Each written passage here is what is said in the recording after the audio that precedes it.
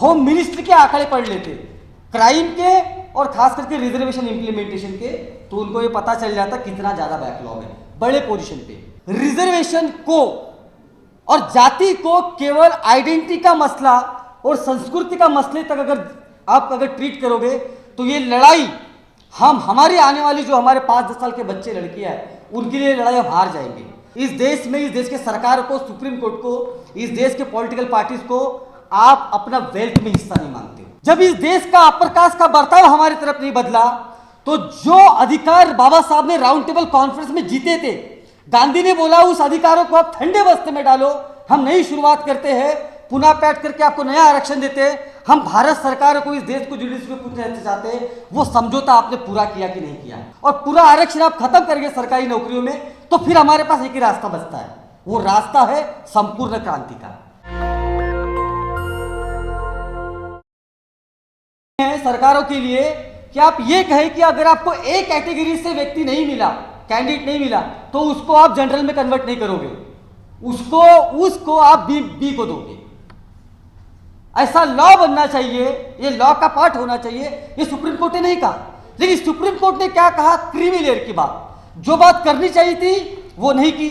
और creamy layer का argument हमारे नागपुर के गवई, जिनके पिता शेड्यूल कास्ट समाज के लीडर थे, जिनकी राजनीति हमेशा से जो बोलते हैं ना कि यहां से लेना वहां से देना जैसी चली, उनके लड़के हैं गवई जी। गवई जी को इंटर जनरेशन इतना बेनिफिट हुआ है क्योंकि उनके पिताजी राज्यपाल रह चुके हैं। और क्रीमी लेयर का सबसे बड़ा एग्जाम्पल वो है। मैं ये कहने की कोशिश कर रहा हूं कि क्रीमी लेयर पर आपने बात की, वो ये कहते हैं कि गरीब शेड्यूल कास्ट आरक्षण का फायदा नहीं उठा पाता। आंकड़े अलग कहते हैं, भारत सरकार के आंकड़े ये कहते हैं कि सबसे ज्यादा आरक्षण का फायदा गरीब शेड्यूल कास्ट ने उठा। आप पूछेंगे कैसे? वो ऐसे कि आरक्षण 80%, अगर आरक्षण अगर होल 100% अगर कोई उसको देखता है, इंप्लीमेंटेशन यानी जो इंप्लीमेंट हुआ है उसको 100% ट्रीट करते अगर आप देखते हो तो आपको ये पता चलेगा कि आरक्षण जो है सबसे ज्यादा इंप्लीमेंटेशन उसका वाला नौकरियों जो है 3rd क्लास और 4th क्लास में हुआ है। यानी अगर आप कह रहे हो कि आप आरक्षण लागू कर रहे हो, आप आरक्षण केवल और केवल 3री और 4थी श्रेणी के नौकरियों में आरक्षण को लागू कर रहे हो, और वहां पर जो जाने वाले लोग हैं वो गरीब है। चपरासी कौन बनता है? आईएएस का लड़का बनता है क्या चपरासी? डॉक्टर का लड़का चपरासी बनता है? पंजाब सरकार के भी आंकड़े ये कहते हैं, ये मैं नहीं कर रहा हूं, पंजाब सरकार के आंकड़े कहते हैं 80% ए का जो पोजीशन है, आईएएस आईपीएस जो भी आप बड़े बड़े पोजीशन है, वो अपर कास्ट के पास है। और वही 80% आप नीचे आके देखते हो पूरा शेड्यूल कास्ट, उसमें वाल्मीकि छोड़ो, चमार छोड़ दो, 3rd और 4th श्रेणी की नौकरियां में शेड्यूल कास्ट सबसे ज्यादा है। जहां पर वो क्लीनर है, जहां पर वो चपरासी है, जहां पे वो छोटे मोटे पोजीशन पे क्लर्क है, मैक्सिमम वो क्लर्क होगा। तो आंकड़े ये कहते हैं कि जो गरीब है वो आरक्षण का फायदा ले रहा है, क्योंकि आरक्षण केवल और केवल आप निचली नौकरियों में दे रहे हो, और जो ऊपर की नौकरियां है वहां पर आप आरक्षण लागू नहीं कर रहे हो। कि खास करके टीचिंग जॉब्स में आप नॉट फाउंड सूटेबल करके और मैं नहीं बोल रहा हूं, ये भारत सरकार का ये गृह मंत्रालय के आंकड़े कि कितना बैकलॉग है, यानी इतना ज्यादा बैकलॉग है कि मेरे ख्याल से अगर सुप्रीम कोर्ट का एक जज भी इसको पढ़ लेता तो दे विल, कि मुझे लगता है कि थोड़ा सा रिफ्लेक्शन वो कर पाते, अगर वो मेरे नहीं, हमारे नहीं, अगर वो भारत सरकार के होम मिनिस्ट्री के आंकड़े पढ़ लेते क्राइम के और खास करके रिजर्वेशन इंप्लीमेंटेशन के, तो उनको ये पता चल जाता कितना ज्यादा बैकलॉग है बड़े पोजीशन पे। तो ये कहना कि गरीब शेड्यूल कास्ट आरक्षण का फायदा नहीं ले पा रहा है, ये डेटा के हिसाब से ये गलत नहीं, but this is logical fallacy that not just the Indian जजेस have this fallacy, but this is the collective wisdom of Indian upper caste. और कलेक्टिव विजडम, तो मैंने विजडम बहुत अच्छा शब्द है, this is collective contempt for schedule caste. और इस कंटेम्प्ट से, इस तिरस्कार की भावना से इस देश के ऊंची जातियों ने आरक्षण के प्रति एक बड़ा नैरेटिव सेट किया है, और वो सेम नैरेटिव सुप्रीम कोर्ट के जज अपने मुंह से बोल रहे हैं, और खास करके उनसे ज्यादा बुला रहे जो दलित है। क्योंकि जैसे होता है ना गांव में, I did a study on Panchayat Raj system and Dalit women participation in Marathwada of Maharashtra. जो भी दलित विमेन असर्टिव है सरपंच है, वो चाहते कि दलितों के एरिया में पानी की पाइपलाइन आनी चाहिए। मैंने जिन जिन सरपंच को मिला जो असर्टिव दलित सरपंच थी, उनके ऊपर नो कॉन्फिडेंशियल मोशन लाया गया। किसके द्वारा? वहां के मराठों के द्वारा, जो लैंड ओनिंग कास्ट है, और उस जाति से दलित विमेन को लाया गया, वो बोल के कि तेरे को सरपंच बनाएंगे लेकिन तू करेगी वही जो हम कहेंगे। ये तो छोटे से आपके गांव के पॉलिटिकल पार्टिसिपेशन में होता है, तो अब बड़े लेवल पे क्या होता होगा? तो मैं कहने की कोशिश कर रहा हूं कि अगर आपको वही जजमेंट बुलवाना है तो गवाही इज द बेस्ट पर्सन ना दे दो। क्रिमिलेयर की बात गवाही से कराओ, और फिर उसका सहारा लेते हुए एक ब्राह्मण जज बोलेगा बिल्कुल होना चाहिए क्रिमिलेयर शेड्यूल कास्ट में। अरे भाई आंकड़े तो देख, आंकड़े तो कह रहे हैं कि 3rd और 4th में नौकरियां मिल रही है आरक्षण की, और वो गरीब शेड्यूल कास्ट ले रहा है। क्योंकि अगर मेरा बाप रिक्शा चलाता था तो वो मुझे एजुकेशन नहीं दे पाया। जो स्कूल में मैं सरकारी स्कूल में पढ़ा, जहां पे टीचर को सैलरी मिलती थी और वो आती थी ये समझ के कि पढ़ाना चाहिए क्योंकि मुझे सैलरी मिलती है, आज स्कूल बंद है। और जब वो स्कूल बंद है तो हम जैसे गरीब बच्चे पढ़ नहीं पा रहे। तो जो तमाम तरह का इतना बड़ा लोग है जो स्कूली एजुकेशन ही नहीं ले पा रहा है, तो वो आपको लग रहा है आईएएस बनेगा? वो तो अपना 10वीं 12वीं कैसे भी करके चपरासी बनेगा या म्युनिसिपल कॉर्पोरेशन में नौकरी करेगा। तो मैं आपको यही कह रहा हूं कि आंकड़े ये नहीं कहते हैं। तो the argument that the reservation is not benefiting poorest of the poor among schedule caste is false. Rather reservation का benefit poorest of the poor ले रहे हैं, ये सरकारी आंकड़े कह रहे हैं। और डिस्क्रिमिनेशन के कारण पढ़ा लिखा शेड्यूल कास्ट ऊपर के पोजीशन के ऊपर आरक्षण नहीं ले रहा है, ये भी आंकड़े कह रहे हैं। तो सुप्रीम कोर्ट का जजमेंट जो है, मैं कहता हूं is nothing but the judgment of bad boys.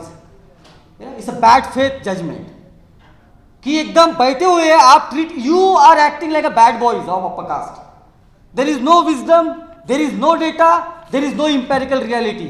It is simply कि मेरे मन को भाया मैंने बोला, because they are not citing any resource, any references. Rather, the government data says a different reality. Now, I'll come to the last point and then we'll finish our talk here. I personally believe and we as an organization believe that scheduled caste की नई generation को ये बात बहुत सोचने वाली है कि आप अगर रिजर्वेशन को और जाति को केवल आइडेंटिटी का मसला और संस्कृति का मसले तक अगर ट्रीट करोगे तो ये लड़ाई हम हमारी आने वाली जो हमारे 5-10 साल के बच्चे लड़कियां हैं उनके लिए लड़ाई हम हार जाएंगे। अगर इस लड़ाई को पुरजोर तरीके से आगे बढ़ाना है और इस लड़ाई को हमें जीतना है, और रिजर्वेशन को केवल रिजर्वेशन नहीं, इस देश का जो राज्य है, मॉडर्न स्टेट है, वो अपने आप को अगर मॉडर्न स्टेट कहता है तो सवाल पूछना पड़ेगा आपका और हमारा रिश्ता क्या है।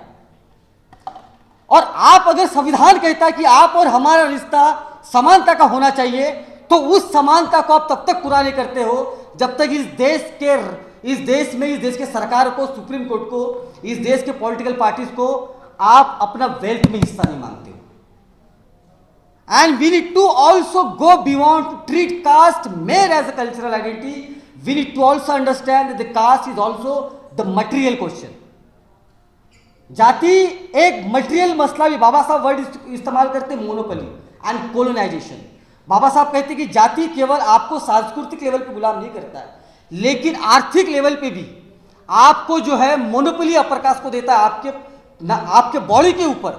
मेरी बॉडी है लेबर करने के लिए, अगर मैंने बोला मैं आपके खेत में लेबर नहीं करूंगा then there is a punishment. तो हमें जो खास करके अर्बन लोकेलिटी में शेड्यूल कास्ट रह रहा है, जो अम्बेडकराइट रह रहा है, उसको ये कहना पड़ेगा कि सरकार को पूछना पड़ेगा, इस देश के सोकॉल्ड आधुनिक राज्य को पूछना पड़ेगा आपका और हमारा रिश्ता क्या है। और इसीलिए इस देश में अगर आप चाहते हो कि हम कोई अलग भूमिका ना ले, अगर आप चाहते हो कि हम सड़कों के ऊपर अपना आंदोलन ना करें, हम सुप्रीम कोर्ट के खिलाफ ना खड़े हुए, इस देश के सरकार के खिलाफ ना खड़े हुए, तो आप हमें जो है रिजर्वेशन इन प्राइवेट सेक्टर दीजिए।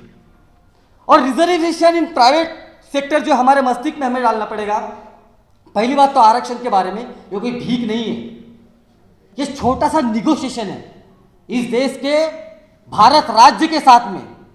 क्योंकि जो हमारा समझौता हुआ था, बाबा साहब ने समझौता किया था राउंड टेबल कॉन्फ्रेंस में, वो समझौता आपने तोड़ा, गांधी ने वो समझौता तोड़ा और हमें कहा गांधी ने कि ये अप्रकाश हिंदू आने वाले समय में इनका वर्ताव जो है, इनका बिहेवियर अनटचेबल के प्रति बदलेगा।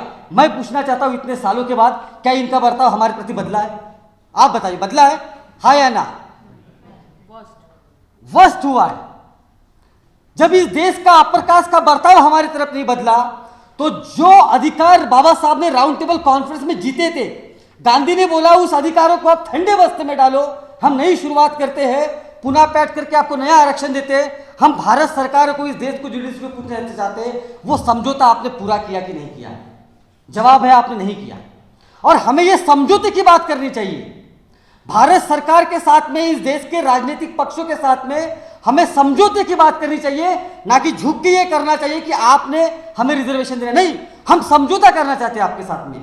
अगर आप प्राइवेट सेक्टर में हमें आरक्षण नहीं देंगे और पूरा आरक्षण आप खत्म करेंगे सरकारी नौकरियों में, तो फिर हमारे पास एक ही रास्ता बचता है, वो रास्ता है संपूर्ण क्रांति का, क्योंकि मेरे सर्वाइवल के लिए फिर और कोई ऑप्शन नहीं है।